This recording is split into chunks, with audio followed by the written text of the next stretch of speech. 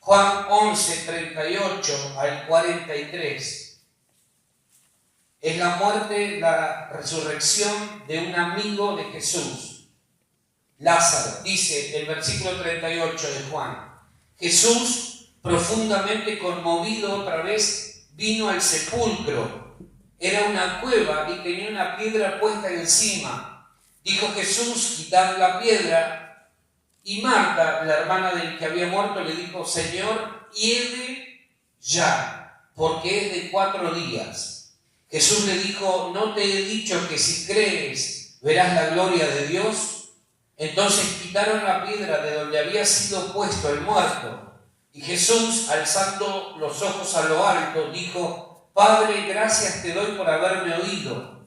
Yo sabía que siempre me oyes, versículo 42, pero lo dije por causa de la multitud que está alrededor, para que crean que tú me has enviado. Y habiendo dicho esto, clamó a gran voz: Lázaro, ven fuera. Y el que había muerto salió, versículo 44, el que había muerto salió atadas las manos y los pies con vendas y el rostro envuelto en un sudario. Jesús les dijo: desatadle y dejadle ir. Entre la vida y la muerte. Este relato nos muestra a Jesús yendo a ver a uno de sus amigos que acaba de morir. Para ser exactos con el texto. ¿Acaba de qué? De morir. Cuando Jesús llega a ese sitio, el amigo Lázaro, su amigo, ya estaba en la tumba. Hacía varios días que ya estaba ahí. ¿Sí? Hacía varios días que ya estaba ahí. Y llevaba un tiempito Jesús sabiendo de la noticia. Jesús ya sabía que su amigo había muerto. ¿Cuál es la tendencia que tenemos los seres humanos? A hacer las cosas según el orden de importancia, ¿no? Si vos te enterás que alguien querido fallece, lo primero que haces es dejar lo que estás haciendo en la medida de tus posibilidades y te vas a acompañar a esa persona que acaba de perder a un ser querido, ¿no? En este caso, Jesús era amigo de Lázaro, pero también de las hermanas, María y Marta. Y Jesús, sabiendo que su amigo había fallecido, no corre inmediatamente a estar con su familia. Dice el relato, en otros versículos, que se quedó más tiempo habiendo ya sabido la noticia. Ahora, Lázaro había muerto, llevaba un tiempo dentro de la tumba y el problema era que había empezado a descomponerse. El cuerpo de Lázaro había empezado a descomponerse y por ende había comenzado a despedir mal olor. Y él ya le dijo a la hermana: ¿cómo estaba Lázaro? Muerto. ¿Sí? Estaba muerto. Hacía un par de días que ya no había signos vitales, ya no había vida en este hombre. Todas las funciones normales, que son las que sostienen la vida, habían desaparecido del cuerpo de ese hombre. Ahí vamos. Acompañame a Génesis, capítulo 2. Versículos 15 al 17. Quiero hablarte para meterte en contexto de lo que es la vida y lo que es la muerte según la óptica de Dios.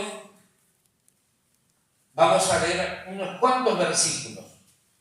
Génesis capítulo 2, del 15 al 17 dice: tomó pues Jehová Dios al hombre y lo puso en el huerto de Edén para que lo labrara y lo guardase. Y mandó Jehová Dios al hombre diciendo: de todo árbol del huerto podrás comer, mas del árbol de la ciencia del bien y del mal no comerás, porque el día que de él comieres, ciertamente morirás. Ciertamente morirás. ¿Cómo estaba Lázaro? Muerto.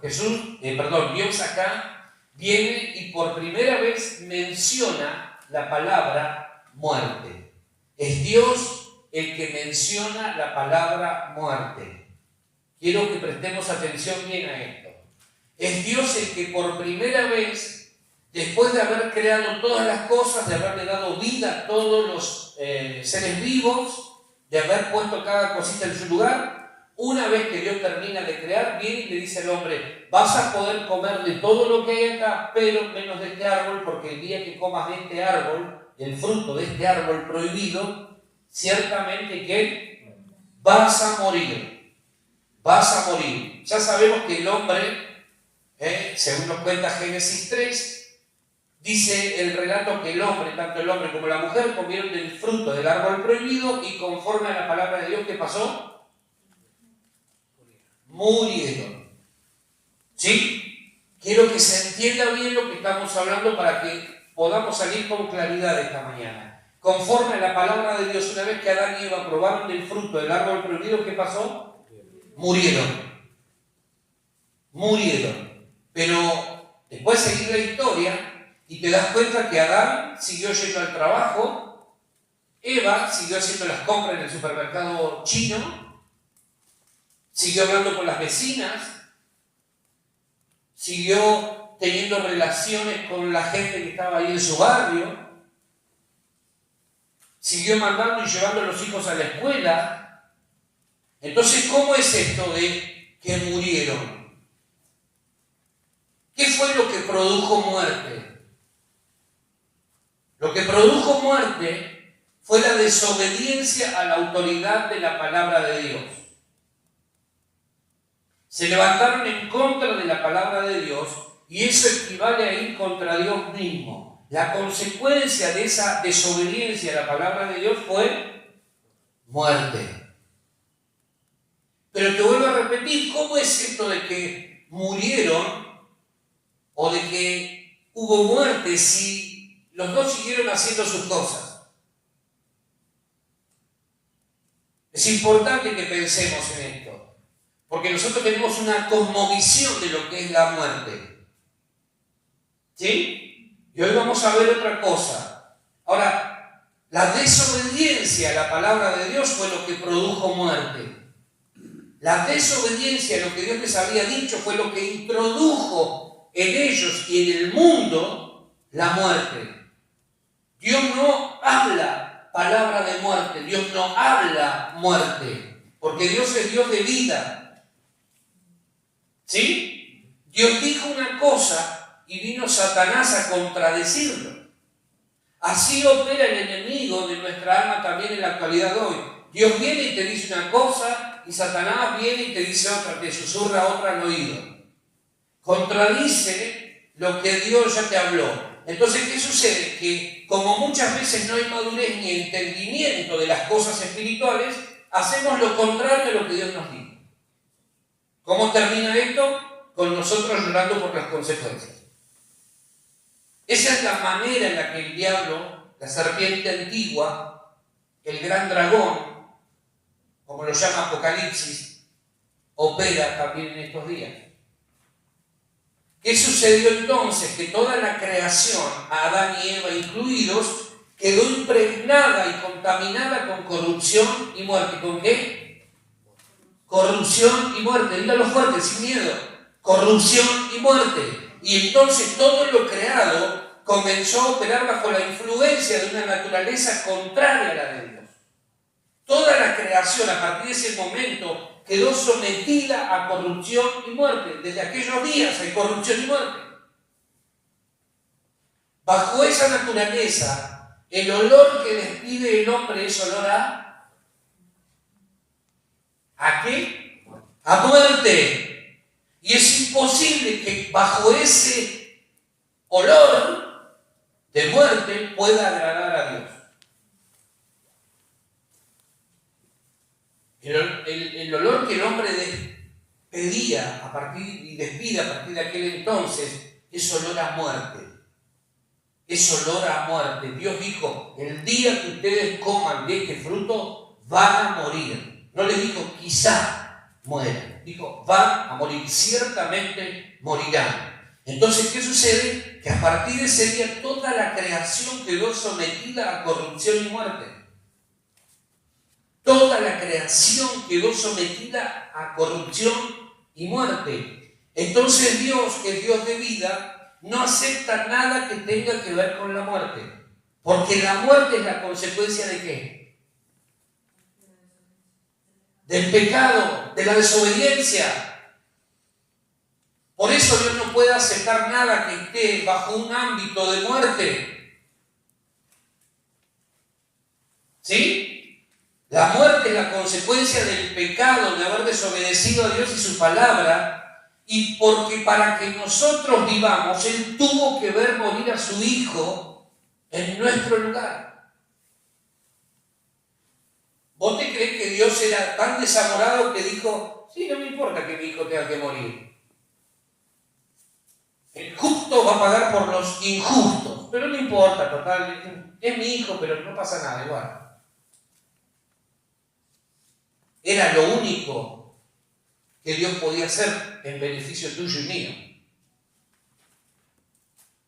No había otra ofrenda perfecta como la vida de Jesús por la expiación de los pecados. No había. Entonces a Dios, que ya sabía lo que Adán y Eva iban a realizar, iban a hacer, dijo, bueno, vamos a tener que ofrendar algo que supere todo esto que estos van a generar. Nuestra ofrenda tiene que ser algo agradable, que produzca olor de vida, que elimine, erradique la muerte definitivamente. ¿Sí? Al tercer día el Espíritu Santo lo levantó a Jesús de entre los muertos y lo coronó como vencedor sobre la muerte. Lo coronó como vencedor sobre la muerte. Bajo esa naturaleza de muerte, nada de lo que el hombre haga puede agradar a Dios. Por bueno que sea o parezca eso que esté haciendo a los ojos de los hombres. Por bueno que sea lo que un hombre esté haciendo, si Dios lo ve y lo ve muerto, no agrada lo que está haciendo. Por bueno que sea a los ojos de los hombres. ¿Sí? ¿Me van siguiendo hasta acá? Hay muerte. Y la muerte es consecuencia del pecado. La muerte es consecuencia del pecado. El hombre muerto puede participar de las reuniones y hacer ciertas cosas por imitación y porque aprendió ciertas conductas cristianas, pero no porque tenga la vida de Cristo operando en él. Aprendí que hay que cantar, entonces canto. Aprendí que hay que ofrendar, entonces ofrendo. Aprendí que hay que venir los domingos a la mañana, entonces vengo. Pero no porque tenga la vida de Cristo en él, sino porque aprendió. Está copiando ciertas conductas cristianas. Y Dios cuando lo ve, si encuentra muerte, dice, no me agrada lo que está haciendo. Es bueno lo que está haciendo a los ojos de los hombres, pero a mí no me agrada. Porque no hay vida en él. ¿Sí? ¿Me van siguiendo hasta acá? Aprendió a hacer ciertas cosas, pero no por tener la vida de Dios en él. Entonces todo lo que esa persona haga estará afectado por la muerte. Y Dios no es Dios de muertos, Dios es Dios de vivos, Dios es Dios de vida.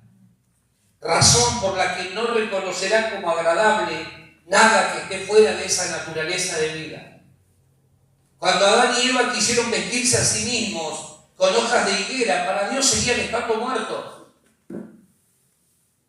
Adán y Eva, cuando se descubren desnudos a sí mismos, se dan cuenta que habían pecado, les cayó la ficha de lo que habían hecho. Ellos dijeron, vamos a taparnos. Algo bueno era taparse, ¿sí o no? Y en ese momento sí, lo mismo que ahora, aunque a algunos le dan lo mismo, así como, no pasa nada. Pero ¿qué sucede? Que Adán y Eva dijeron, vamos a taparnos. Pero para Dios seguían estando desnudos, seguían estando muertos.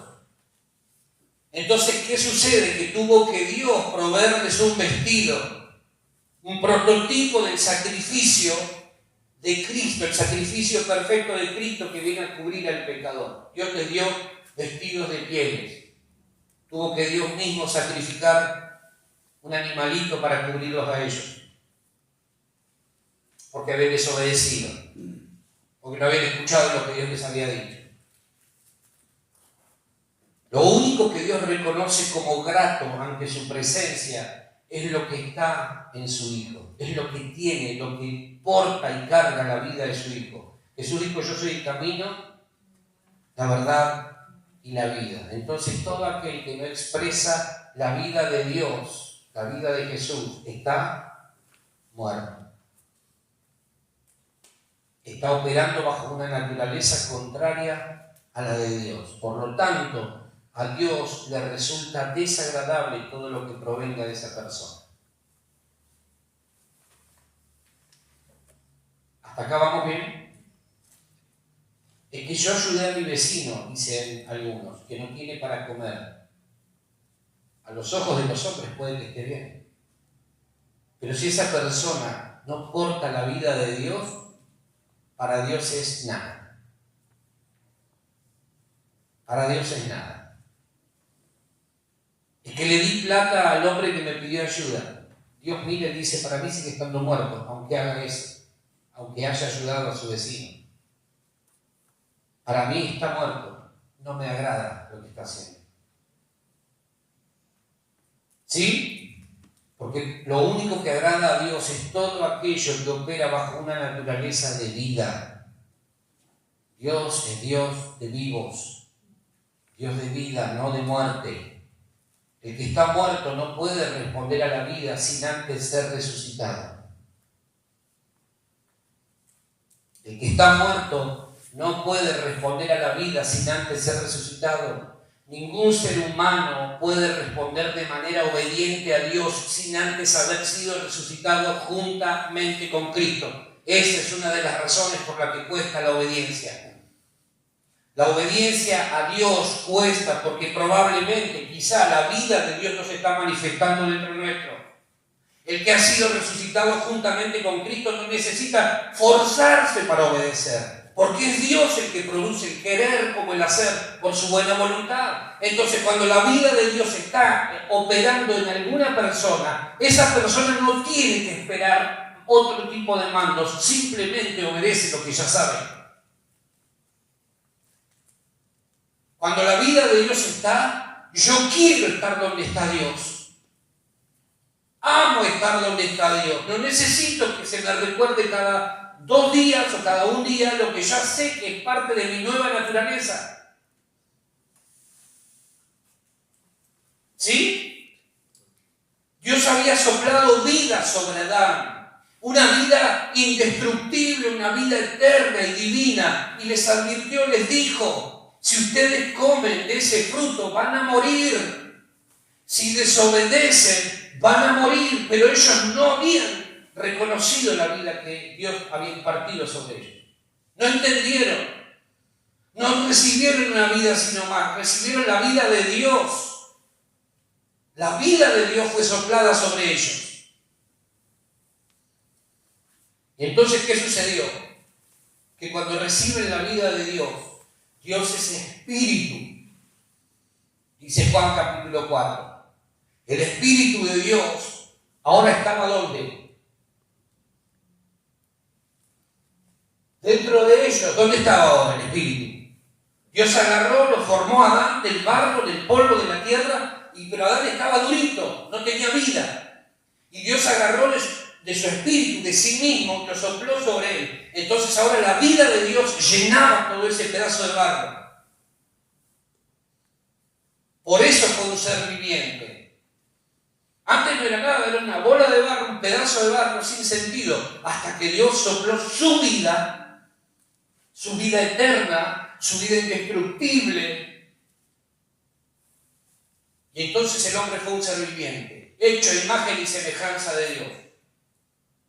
Ahora, ¿qué crees que produce la desobediencia a la palabra de Dios? ¿Qué crees que produce la desobediencia cuando Dios nos habla y nosotros no la obedecemos? ¿Qué produce?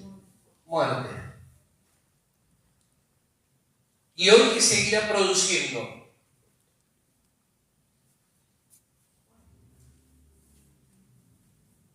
Jesús dijo, mis palabras son espíritu y vida.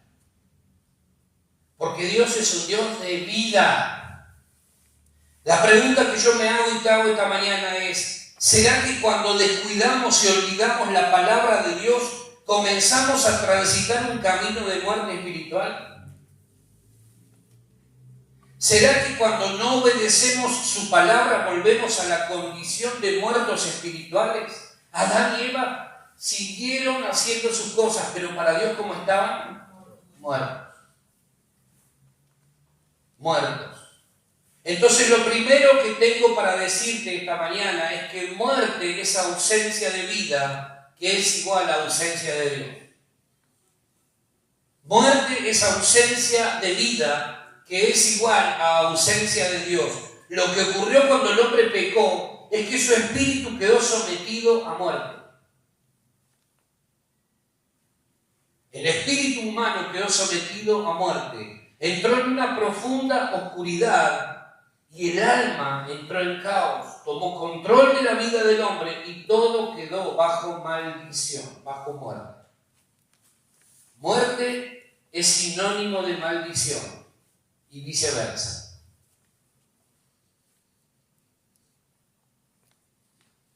¿Sí? Todo quedó bajo maldición. El espíritu humano quedó muerto y el alma humana, desordenada, empezó a gobernar la vida del hombre.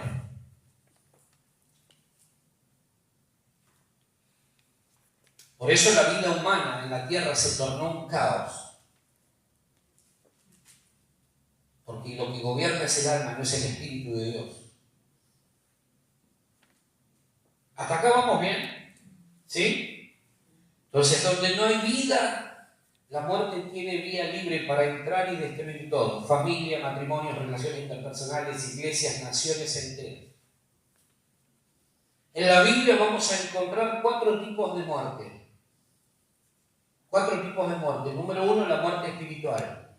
La que se produce cuando el hombre peca y elige vivir en pecado. Es la que te mencioné recién. El hombre murió espiritualmente. La vida Zoé, la vida de Dios, desapareció. Empezó a activarse la vida bios, la biológica, la vida biológica. Es la que todavía mantenía en pie a Adán y Eva. Para Dios la vida Zoé, su vida, es la verdadera vida. Por eso cuando el hombre pecó y murió espiritualmente, para Dios estaba muerto. Aunque tenía todavía vida biológica. La muerte espiritual habla del hombre separado de Dios. Esa es la primera muerte. La segunda muerte es la que tiene que ver con la muerte necesaria para que haya un nuevo nacimiento. Tenemos que morir a nuestra vieja naturaleza pecaminosa para que podamos volver a nacer, pero en Cristo, y adquiramos se dice, podamos adquirir la nueva naturaleza que recibimos de parte de Dios. Es cuando el hombre se vuelve a Dios y comienza a vivir en Cristo. Tenés el ejemplo de Jesús y Nicodemo. Cuando Jesús le dice, es necesario que nazcas de nuevo para poder ver el reino de Dios. En tercer lugar, la tercera muerte que encontramos en la Biblia es la muerte física, que apunta a la desaparición total de la persona de sobre la faz de la tierra. En este momento el alma se separa del cuerpo. La persona deja de ser. Y en cuarto lugar, la muerte eterna. La muerte eterna. Acá ya definitivamente es muerte eterna si somos condenados. Si hay condenación en nuestra vida, vamos a vivir apartados para siempre de la gloria de Dios. ¿Sí? ¿Me van siguiendo hasta acá? Entonces, cuando la Biblia dice que el postrer enemigo a destruir es la muerte, lo que está diciendo es que la muerte física todavía sigue operando. Esa es la muerte que todavía queda por destruir. ¿Sí? ¿Me siguen? No así no tiene nada que ver con lo que Jesús piensa. Jesús ya venció la muerte, que es la espiritual para Jesús, la más importante. Esa fue la que Jesús venció, y cuando Él regrese pondrá punto final a todo tipo de muerte. Va a triunfar la vida, definitivamente. ¿Sí? Entonces, ¿cómo estaban Adán y Eva cuando pecaron para Dios? Muertos. La vida de Dios dejó de ser en ellos. Ahora, vamos a Juan nuevamente, 11 al 15, para entender mejor esto que estoy diciendo. Juan capítulo 11, del 11 al 15. Mirá lo que dice. Dicho esto, les dijo después, nuestro amigo Lázaro duerme. ¿Cómo lo llama la muerte Jesús? Dormir. Fíjense cómo habla Jesús de la muerte. A Adán y Eva le dijo: el día que ustedes coman de este fruto van a morir, porque la muerte para Jesús era espiritual.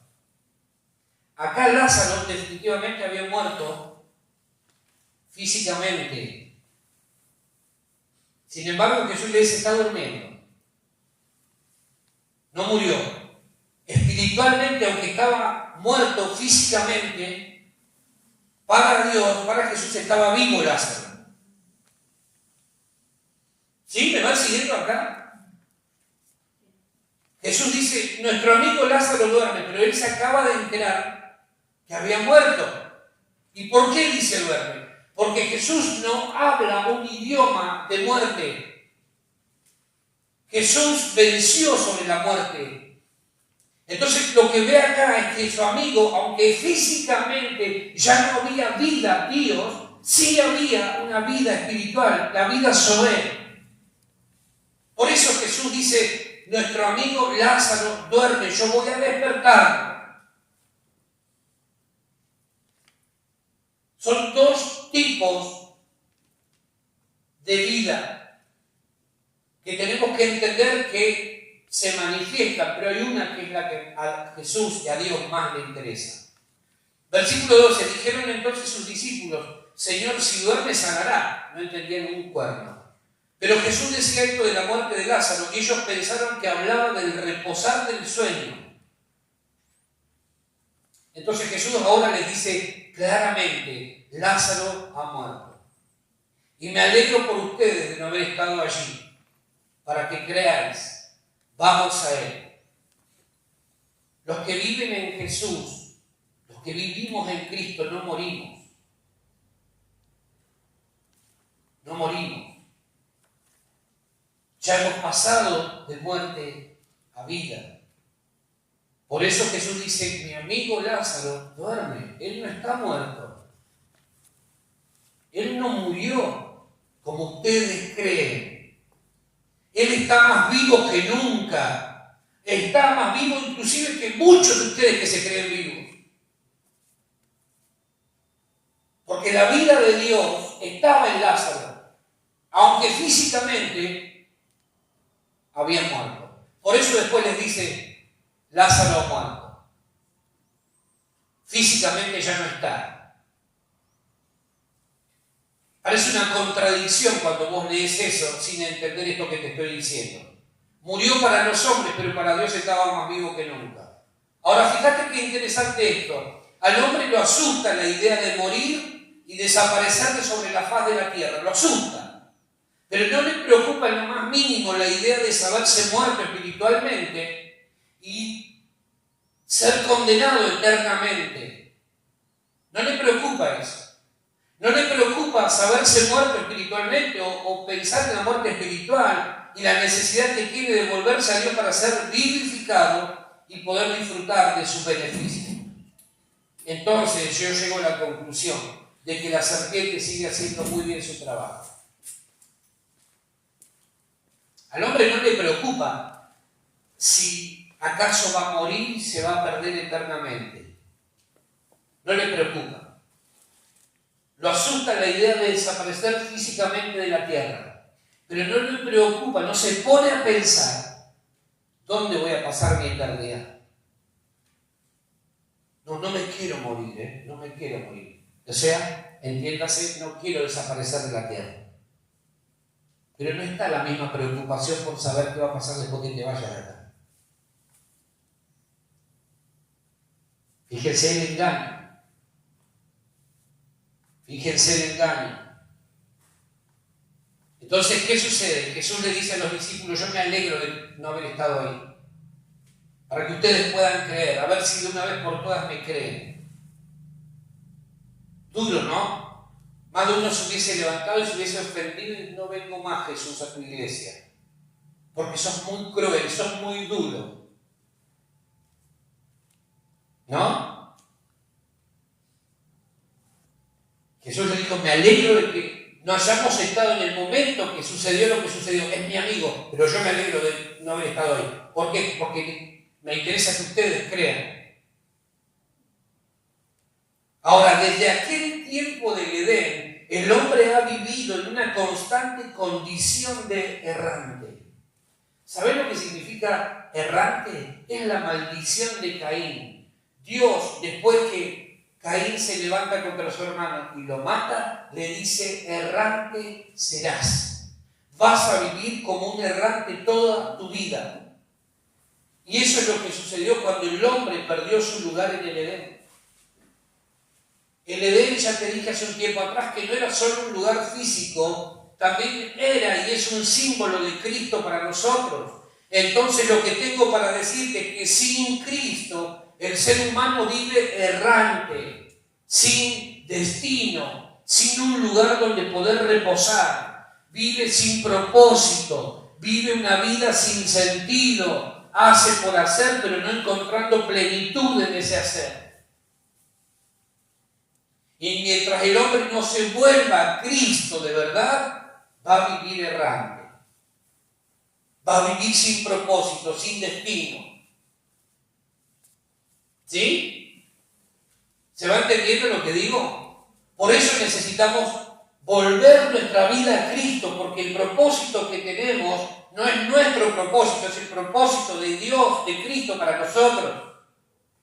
No es mi propósito, yo no tengo que descubrir mi propósito. Yo me tengo que volver a Cristo de todo corazón para que su propósito se transforme en el mío también. Entonces, tengo que decirte que según leemos en la Biblia, y lo acabamos de leer recién, la condición del hombre después de haber pecado, ¿cómo era? ¿Cómo empezó a ser? Era una condición de muerte. El hombre no está roto, el hombre no está quebrado, el hombre estaba muerto, lo dice la Biblia, ciertamente morirás. Después que el hombre pecó, no tenía que ponérsele una curita, porque está roto, porque está quebrado. No. El hombre está muerto. ¿Sí? Esa es la condición del hombre sin Dios. La condición del hombre sin Dios es condición de muerte. Vive bajo muerte, en un ambiente de muerte. Y entonces alrededor de él todo huele a muerte y maldición. Porque el hombre decidió ir voluntariamente contra Dios. Decidió desobedecer la palabra que Dios le había dado. Cuando nosotros desobedecemos la palabra que Dios nos da, habilitamos sobre nuestra vida una serie de cosas que nada tienen que ver con la idea de Dios. ¿Sí? Por eso vemos muerte y maldición en toda la tierra. Por eso vemos un caso como el de esta nena de 14 años que murió a manos de un tipo corrompido en extremo, en su mente, en su corazón, en su espíritu. Porque la muerte y la maldición entraron desde aquel día. Entonces, el hombre muerto no puede proveer vida. Lo más probable es que el hombre muerto produzca muerte. Solo los vivos pueden producir vida. ¿Cómo me explicás vos que una criatura de 14 años termine de la manera que terminó esa nena en Córdoba? No hay otra manera de explicarlo si no es entendiendo la vida espiritual. ¿Cómo me explicás vos que en un país tan hermoso como el nuestro haya tanta corrupción? Por eso pretender que los políticos y los que nos gobiernan sean honestos sin tener la vida de Dios es un absurdo. Y no hablo de los que están, hablo de los que tuvieron y de los que pueden llegar a venir si la cosa no cambia. Porque lo que se manifiesta en definitiva es la naturaleza de cada persona. Yo no le puedo pedir a un muerto que irradie vida. No le puedo pedir a una persona que nada tiene de Dios que actúe como un verdadero hijo de Dios. No. Solo los vivos pueden manifestar la vida de Dios. Nacemos con una naturaleza pecaminosa todos, Por eso el salmista dice, en pecado me concibió mi madre. Y por esas razones que Jesús le dice a Nicodemo, es necesario que vuelvas a nacer, pero esta vez del Espíritu, para que puedas entrar a ser parte del reino. Porque la naturaleza con la que vos venís está fallada, viejo. Tu naturaleza humana es la que te condiciona permanentemente para poder disfrutar de lo que Dios trazó para tu vida. Eso es lo que Jesús le está diciendo a Nicodemo. No sirve que vos tengas los principios acá, pero que no se manifiesten en lo cotidiano. No sirve. Entonces, cuando Dios mira la tierra, ve solamente dos grandes grupos. Número uno, los que están muertos sin Cristo. Número dos, los que tienen la vida de su Hijo, y a estos últimos no les quitan los ojos de encima, son como la niña de sus ojos. Se desvive el Señor por ellos. Se desborda de amor por ellos. Cada vez que los ve, siente el corazón palpitar con intensidad. A ellos no les sacan los ojos de encima. Pero a nosotros, hasta que no haya señales de vida, no tiene nada que ver el Señor con ellos, porque ya hizo lo que tenía que hacer para que ellos pudieran entender. ¿Sí? ¿Estoy siendo claro hasta acá? Lo que necesita primero ese grupo de gente sin Dios es que haya resurrección, vida. Si hay muerte. Ahora, quiero ir enfatizando para ir terminando en esto. Versículo 39, volvamos al relato de Lázaro. Versículo 39, Juan 11. Dice Jesús, quitad la piedra. Marta, la hermana del que había muerto, le dijo, Señor, hiede ya, porque es de 4 días. Fíjense, la hermana del muerto le dice, ¿qué cosa? Hiede ya. Señor, hace 4 días que Lázaro murió y hace 4 días que está dentro de esa tumba. Hace 4 días que empezó el proceso de descomposición en la vida de ese hombre. Y el olor que despide es un olor podrido, asqueroso. ¿Sí? Eso significa hiede. ¿Cuándo es que el cuerpo o un cuerpo comienza a heder, a largar olor? Cuando no hay señales de vida en él. Cuando la vida ya se apartó de ese cuerpo, hay descomposición y empieza a despedirse un olor insoportable. Yo no sé si alguna vez estuviste cerca de algún cuerpo después de algún tiempo, como para sentir el olor que puede llegar a despedir un cuerpo. A mí, yo no, la verdad que no. Pero me imagino el olor nauseabundo que debe ser cada vez que un cuerpo entra en descomposición. ¿Sí?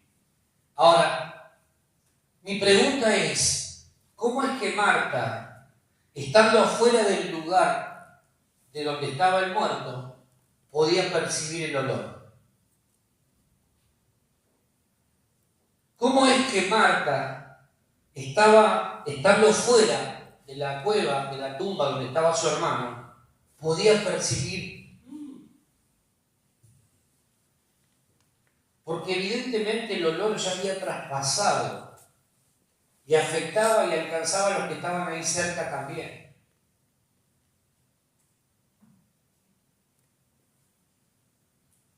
¿Sí? Lázaro estaba muerto y su cuerpo comenzó a despedir un olor asqueroso, típico de un cuerpo en descomposición.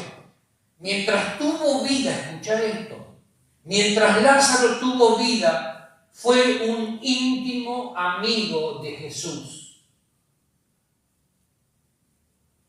Pero ahora muerto, despedía un olor insoportable. Mientras tenemos vida, mientras hay vida de Dios en nosotros, queremos estar cerca del Señor. Lo buscamos, deseamos pasar tiempo con Él, compartir con Él, tener tiempos de profundidad espiritual con Él. Pero cuando empieza nuestro cuerpo a perder esa comunión, empieza a descomponerse nuestra vida. Cuando la muerte golpea nuestra vida, la muerte espiritual, empieza a golpear nuestra vida, comienza nuestra vida a despedir mal olor. Mientras este hombre fue amigo de Dios, mientras tuvo vida, fue íntimo amigo de Jesús.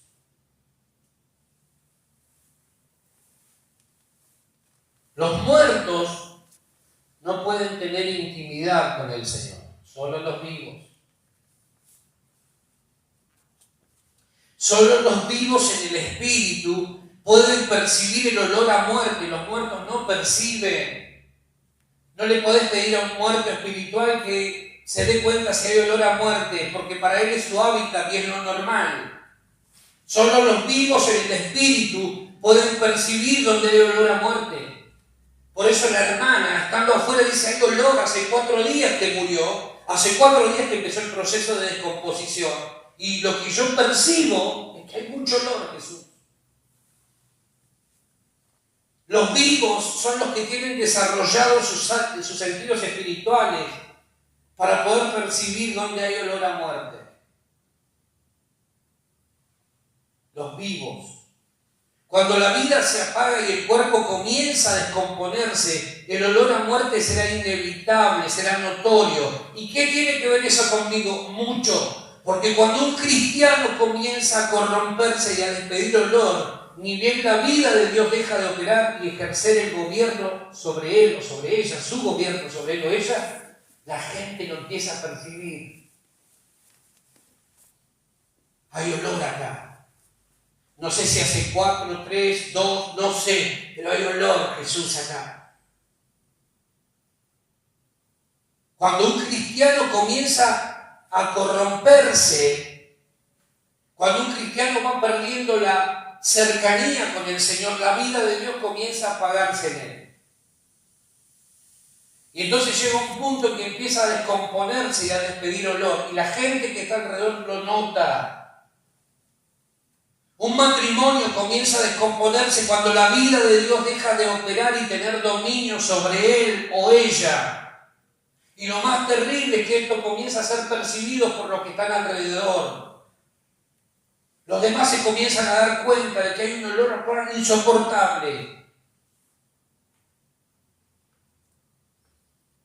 Cualquier otro sentido puede ser engañado. Pero cuando a vos un olor se filtró y llegó a tu cerebro, lo registraste para toda tu vida, ¿sí o no? Cuando vos probaste un buen perfume, aunque sea lo olfateaste, no digo que lo echaste encima, pero un perfume, cuando te resultó agradable, ¿no te quedó en el cerebro también registrado ese perfume? Y vos decís: me gustó, lo quiero conseguir. Porque ningún sentido afecta tanto la memoria como el olfato.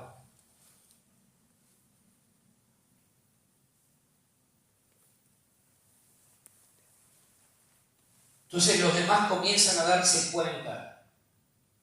Hiede. Hay olor, Jesús, hay olor.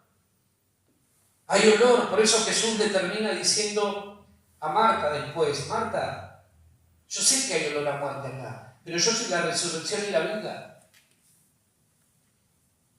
Yo soy la resurrección y la vida. El que cree en mí, aunque esté muerto, vivirá, y todo aquel que vive y cree en mí no morirá eternamente.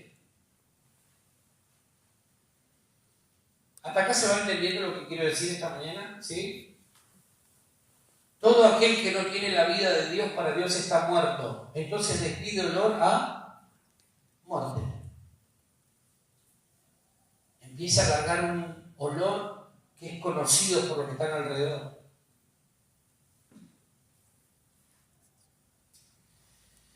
¿Cuándo el cuerpo de Cristo comienza a despedir olor a muerte? Cuando deja de vivir en el Espíritu y comienza a vivir en la carne. Es la carne la que se resiste a morir, la que provoca y produce malos olores dentro del cuerpo. ¿Sabés cuándo el cristiano comienza a despedir malos olores? Cuando deja de vivir en el espíritu y comienza a vivir en la carne, cuando el pecado le resulta más atractivo que las cosas espirituales, cuando se encierra en su problema y deja de vivir por fe, cuando faltaran las actividades espirituales que son para su bendición se torna frecuente y empieza a buscarle reemplazos, cuando no ora ni lee la Biblia, cuando congregar le resulta pesado y tedioso, pero no así participar de otras actividades, etcétera, etcétera, etcétera. Ahí empieza a descomponerse el cuerpo, la vida. ¿Viste cuando vos ponés un bife sobre la plancha? ¿No? ¿Cómo hace el bife cuando empieza a recibir el hervor de abajo?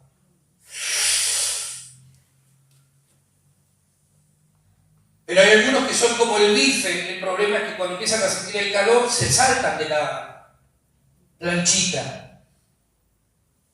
Porque les molesta el fuego, les incomoda, no quieren que la carne muera, no quieren que la carne se queme. Pero queremos disfrutar de los beneficios de Dios. Y no nos damos cuenta que en la carne producimos un olor de muerte para Dios. Y Dios cuando ve carne dice, no puedo agradarme de lo que está diciendo o haciendo, porque sigue habiendo muerte. Yo soy un Dios de vida.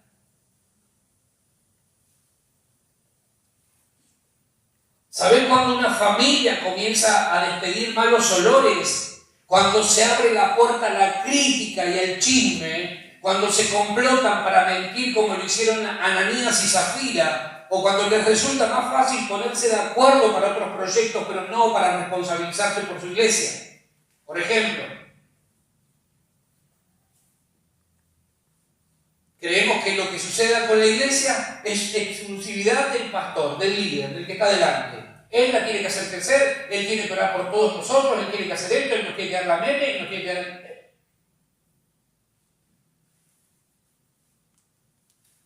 Cuando un ministerio comienza a despedir mal olor, cuando hay líderes carnales e irresponsables, líderes procrastinadores, líderes sin preparación suficiente, pero también cuando hay creyentes desleales, infieles, que no entienden ni quieren entender cuáles son sus responsabilidades.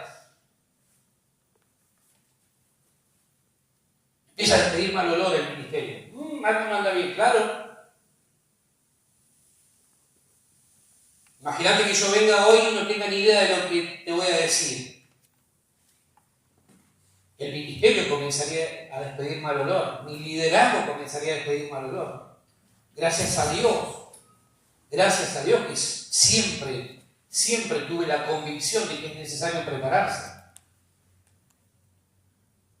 Pero necesitamos crecer en esto. Todo eso produce mal olor.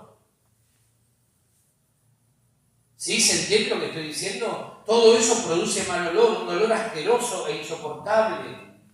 Por eso necesitamos madurar. El muerto no se percata de su propio olor. La persona que está muerta en el espíritu no se percata de su mal olor. Siempre piensa que es el otro el que está muerto. Siempre piensa que es el otro el que despide el mal olor. Solo los vivos en el espíritu se pueden dar cuenta dónde hay mal olor y por qué. En la iglesia de los Gálatas había mal olor. Por eso Pablo les llama la atención y les dice: Gálatas insensatos, ¿quién los fascinó para no obedecer a la verdad? Pablo se dio cuenta, hay mal olor acá. En la iglesia de Corinto había mal olor, por eso Pablo los exhorta y les dice: estoy escuchando que entre ustedes hay problemas de inmoralidad, hay problemas de idolatría, hay problemas entre ustedes que no terminan de resolver como corresponde y lo van a exponer ante los incrédulos. Pablo se dio cuenta, dice: ustedes son idólatras, vienen a la iglesia, se congregan, escuchan la palabra, pero son idólatras. Y estoy escuchando que además tienen problemas entre ustedes y los salen a ventilar ante los incrédulos. Hay olor. Y es horrible el olor que percibo. La iglesia de Éfeso en el Apocalipsis despedía mal olor, producto de haber descuidado, dejado, dice la Biblia, no descuidado, su primer amor. Lo mismo ocurre con los creyentes que descuidan su primer amor. Empiezan a despedir mal olor. A los de Pérgamo les dice: ustedes están recibiendo doctrinas incorrectas, por eso el mal olor. Se ve que eran doctrinas que les cautivaban el corazón a estos, por eso las permitían. Y Jesús viene y les dice: hay mal olor en la iglesia. Hay mal olor entre ustedes. Lo mismo sucede con el cristiano que vive edificando su vida sobre doctrinas que le resultan más agradables, pero lo que recibe de su propia congregación lo menosprecia y lo tiene poco. Ay, no, nos dijo esta semana alguien: no, me fui a otra iglesia porque... Pero igual Dios nos ama a todos, ¿eh? Amén. Y decir que fue vía telefónica. Porque tenía unas ganas de darle una despedida por la zona sur.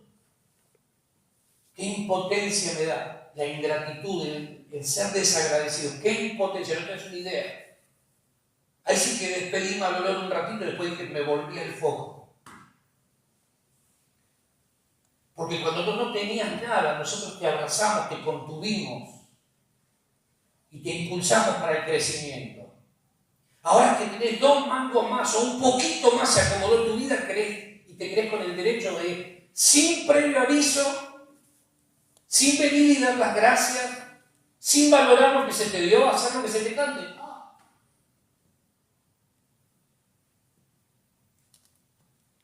Pero ellos van por la vida, gloria a Dios, gloria a Dios, gloria a Dios. ¿Cuántas cosas hay que soportar a veces, no?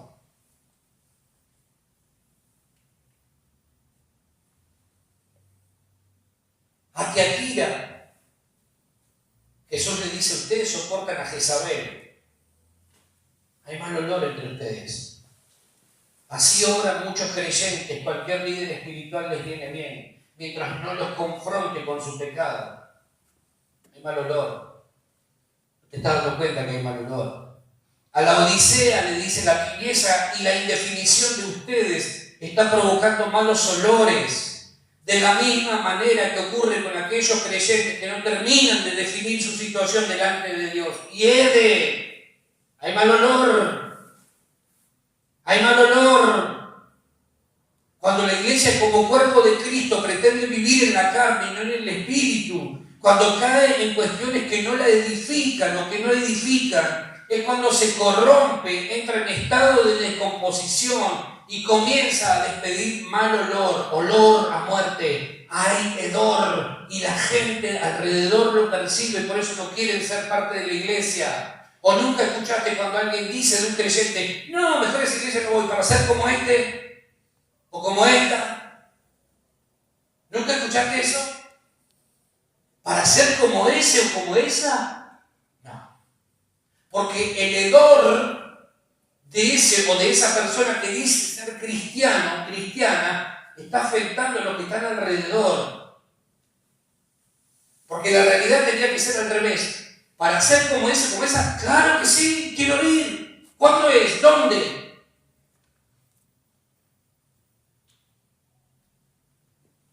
Hay olor a muerte. Marta estaba fuera de la tumba. Su hermano estaba allá, ella estaba de este lado. Sin embargo, ella sintió el olor.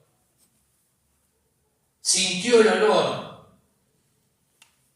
Ahora, fíjate qué interesante esto. El cuerpo de Cristo fue ungido con un perfume costoso previo a su muerte por parte de una mujer, de una iglesia, que entendió que nada puede ni debe corromper el cuerpo de Cristo mientras haya adoración desbordante y devoción genuina por su presencia. La adoración es un antídoto contra la corrupción del cuerpo de Cristo. La idolatría corrompe. La idolatría corrompe.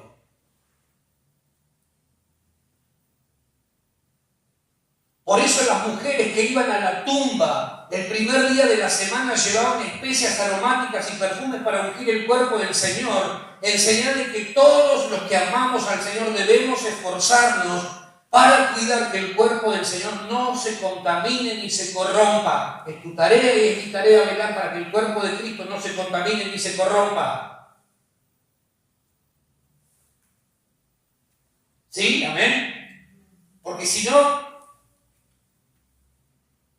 lo cuidamos nosotros, ¿quién lo va a cuidar? Por eso las mujeres llevaban perfumes para ungir el cuerpo del Señor. Quiero terminar con esto. Mirá lo que dice Pablo en 2 de Corintios 2, 14 al 16. 2 de Corintios 2, 14 al 16.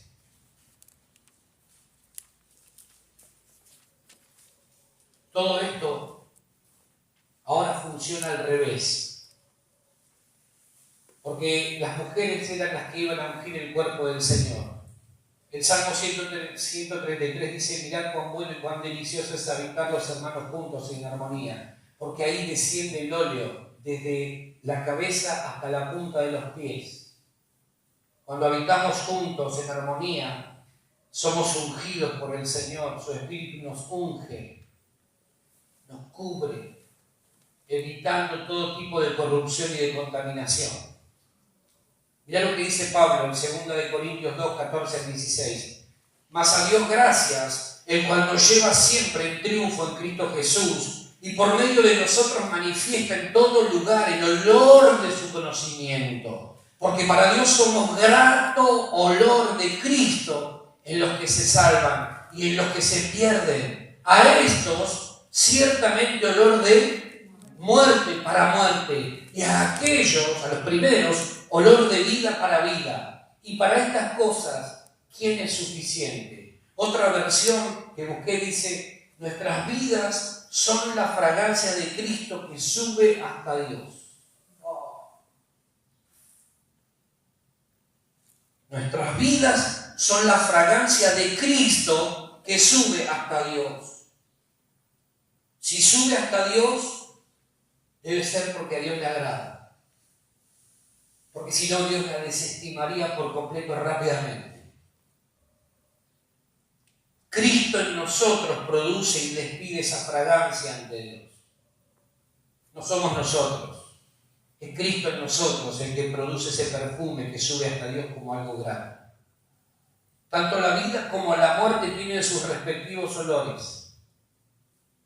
Cuando como cuerpo de Cristo expresamos el perfume, la fragancia del Señor, todo lugar en el que nos movemos es impregnado de su vida, y los que están en muerte espiritual pueden tener contacto con la vida de Dios. Y de esa manera ser resucitados por el Espíritu Santo. Pablo nos dice que los cristianos verdaderos tienen el delicioso y agradable olor a Cristo. Nuestro reto, nuestra tarea es manifestar esa fragancia en nuestras vidas diariamente y trascender. ¿Cómo nos contagiamos con el perfume de Jesús?